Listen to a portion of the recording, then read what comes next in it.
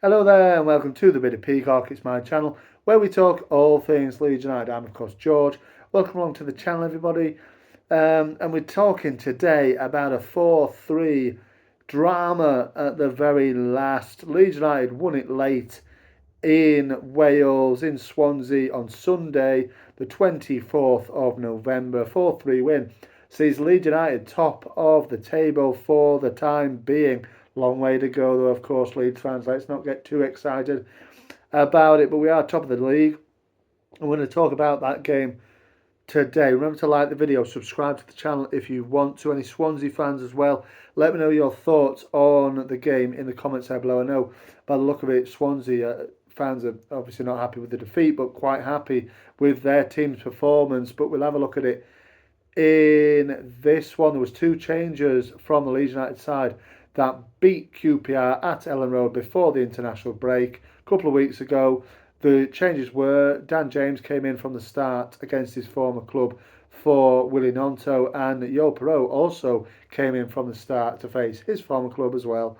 Three in all, three former Jacks in the Leeds United team. Joe Rodon at the back, of course, a former Swansea player as well. There was one in the Swansea side as well. Matt Grimes had a miserable time in Leeds. I think it was the 16-17 season, wasn't it? Miserable season for him. He's now captain of Swansea City, and he had a hand in the opening goal for Swansea. I didn't think Leeds started very well at all, if I'm being honest. I thought we were very sluggish and not good. I think Swansea had a lot more of the ball, little more urgency about their play, controlled the possession for the opening exchanges of the game, and they were rewarded for that in the 8th minute, I think it was. And like I said, Mr. Matt Grimes, the captain now of Swansea, whipped in a lovely free kick. You know, it has to be said, I don't think it was a free kick, to be fair. I thought the referee was probably, I mean, the refs in the Championship, and I must say probably below, are not of a good standard. This man in particular, I thought he was really, really poor for the first half.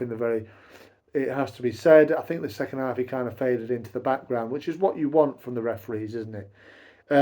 But first half I thought he was really poor. This wasn't a free kick, I didn't think. I thought Tanaka got the ball from Ronald, the Brazilian winger.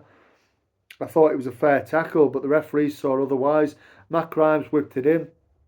I think it's Harry Darling, isn't it? Was at the back stick to volley it into the net, and statuesque defending. I think all three of Swansea City goals in this game were awful defensive mistakes from Leeds United. A set piece again. I think there was shades of Millwall again in that game from a few weeks ago. Luckily, Leeds United managed to turn it round, but from the first 15 minutes, I wouldn't have thought we were even going to score one goal, never mind the four. It was a really lethargic start from Leeds. But we managed to get into it and get back at Swansea, of course. And when you've got the pace of Dan James, I think you've always got the opportunity. I think the Swansea, to me, were trying to play a high line, and I don't really understand the tactic, behind that at all. Because when you've got the pace of Dan James running at you, you've got to surely you've got to temper it with a better tactic than that. For me, they were trying to push him offside, step up and play offside. That's what it looked like to me. But they were all at sea the whole game with this tactic. From the first goal, the 20th minute came around, and finally United unlocked Swansea. I thought it was a lovely ball from Pascal Struijk on the halfway line to pick out Dan James on the right hand side, and then he squares the ball to Manor Solomon, who can't miss. I was delighted for Manor. He's gotten a lot of stick from Leeds fans of late. Was away with his country, of course, Israel in the national break, in the international break. And he gets his first goal at the 9th attempt. Another start from, of course, in this one. Tap in, couldn't miss. Delighted for him to get a first goal. And then we're 1-1 on 20 minutes, and we start then to control the game. I thought from there till, half time, we started to control the game. We had a couple of half chances. I wouldn't have said we had many real kind of opportunities past the goals, really. But we were having more of the ball, looking a little bit more comfortable than the opening exchanges of the game. And this is why it was so frustrating. Right on the half-time whistle, basically, the third minute of injury time, there were 3 minutes added on. Swansea went and scored, and they'd not really done much up until that point since they scored the opening goal. And for me, a lot of people were digging out Melier for this mistake, they called it. I don't think it was his fault. For me, I think it was Pascal. I think it was Pascal Strauch who, he surrendered possession on the halfway line, there or thereabouts, needlessly, because if you're, let's be honest, you're not going to score in a couple of seconds. Well, Swansea did, but if you're not looking to score, look to clear the ball, look to clear your lines and get it away from our goal. And it would have been half time, going at 1-1, you know what I mean? But unfortunately, he makes a mess of it, and Swansea break, work the way to Josh Cullen, square it to the middle. He scuffs his shot, but it takes deflection off Jaden Bogle and hits the post and goes in. It rolls over the line. A lot of people digging out Melier. For me, yeah, you could say positioning might have been better, but he wouldn't have been able to foresee what had happened on the ball, where it takes a deflection off Jaden and goes in off the post. I think people are being a little bit harsh on him there. I think Melier, since his mistake at Sunderland, well, and before that as well, in many cases, has been a little bit of a sort of scapegoat for a lot of people. I don't think there was that much more he could have really done about that goal. His positioning might have been better, but I think the ball was always seemed to be going away from him. It always seemed to be going away from him. So even if he'd positioned himself a little bit more to his right hand side, I don't know whether it would have made much of a difference. Obviously, Cullen had a fabulous international break in the end, a great midweek game. He scored two and assisted the other two in that big Wales win over Iceland in the week, and obviously gets another goal there. But yeah, it was a scuffed effort, but it ended up rolling in. I mean, that's the way it goes. Sometimes we go in 2-1 down at the break. I'm very frustrated. I think a lot of people are obviously watching the game as well, because it just looked like one of them games from that time. Really lethargic, stodgy Leeds United performance away from home again. Obviously, it's the first time Leeds have won away from home since the last time they won in Wales against Cardiff, which was the end of September, I believe, that's the fifth attempt we've had at winning away from home. So finally, an away win, first time in a couple of months. And the second in Wales of the season, and that's the maximum amount of wins in Wales you can get, isn't it? So there you go. But I just didn't think we were no cohesion. There was obviously quality we have individual quality on the pitch, but it didn't really look like we were gelling together in any way and having much of the performance in terms of passages of play and sustained pressure on Swansea. We had a lot of the ball, but weren't really doing a great deal with it. I've heard of people saying that Swansea played particularly well. I don't think they did really. I think they capitalised on mistakes that we made, and I don't think they were especially special at all. But maybe at the end of the day, you could say Swansea probably deserved the point out of it, but I don't think there were much more than that, really. But we come out second half and look a little bit more dangerous, I think, and there was always that ball on, wasn't there? That ball down to Dan James on the right hand side was always on. And again, we profit from it again in the 55th minute, where Dan gets set free again down that right hand side. He gets in the box, he cuts the ball in to the area, and there's Ben Cabango to just, unfortunately from Swansea's point of view, to tap past the goalkeeper, for 2-2. To be fair to him, Joel Perreault was right behind him, and I think he was onside. So I think he would have poked it in anyway.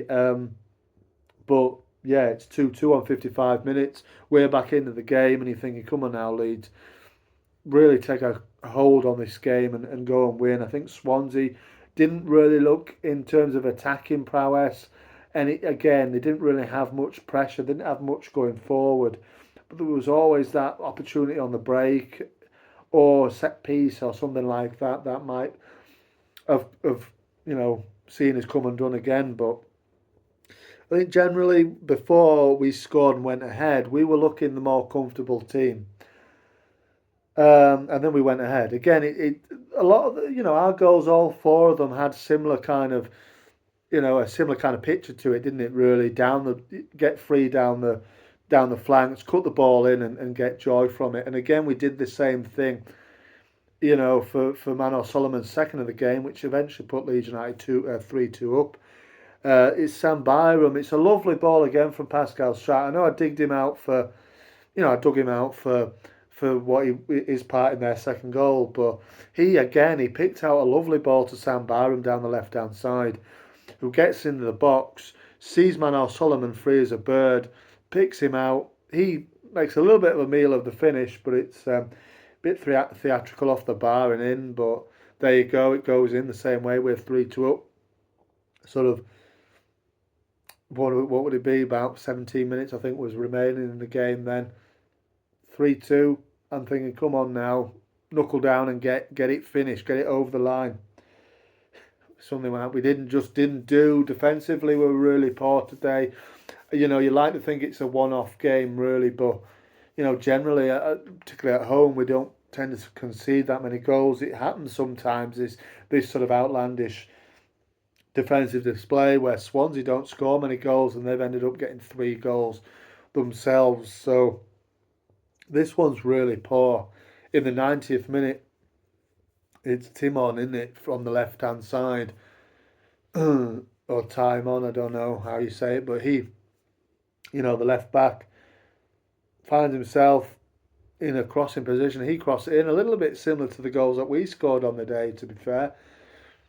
And his staff man, Biashini, is it? French fella. I don't know if it was his first goal, actually, for Swansea. It might have been on. No, I don't think it was. I think he's not scored too many, but maybe that was his second. I don't know. Biashini gets in front of Joe Rodon and pokes the ball in. Who's Melié's going like that, isn't he? Waiting for the ball to fall into his hands.